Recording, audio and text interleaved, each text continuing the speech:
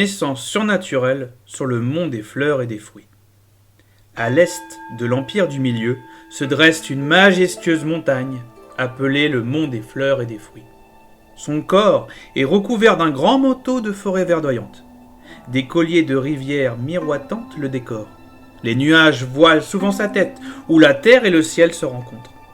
Mais parfois, on peut voir qu'elle est couronnée de rochers escarpés, balayés par le vent, sculptés par la pluie, et inondés par les rayons brûlants du soleil ou la lumière froide de la lune. Il y a longtemps de cela, il arriva que l'un de ces rochers, travaillé ainsi par les éléments, se fendit. Un œuf de pierre en sortit et roula en contrebas. Il était rouge comme le sang et aussi gros qu'une balle d'enfant. Le vent joua avec lui, le faisant rouler de ci, de là, entre les rochers. Le vent joua longtemps avec lui et peut-être le féconda, car un jour, cet œuf de pierre se cassa.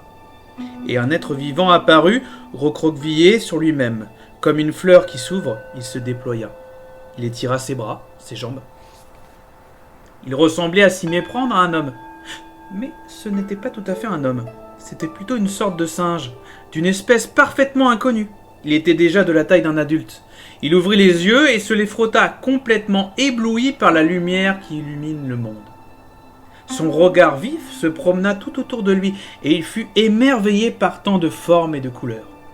La soie blanche des nuages, le vert frémissement des feuillages, le bleu infini du ciel, la découpe rosée des rochers. De joie, le singe né d'une pierre battit des mains et poussa des cris.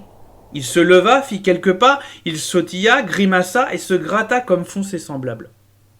Puis il se mit à courir pour aller explorer le monde. Il s'enfonça dans la forêt profonde, il grimpa aux arbres où il fut attiré par de petites boules jaunes et rouges. Il eut envie d'y croquer, et c'est ainsi qu'il connut la gourmandise. Il mangea tant de fruits que la peau de son ventre faillit éclater. Et le singe, tout nouveau-né, mais déjà très débrouillard, s'enfonça plus en avant dans les forêts du monde des fleurs et des fruits. Il gambadait, impatient de découvrir toutes les merveilles répandues sur la terre.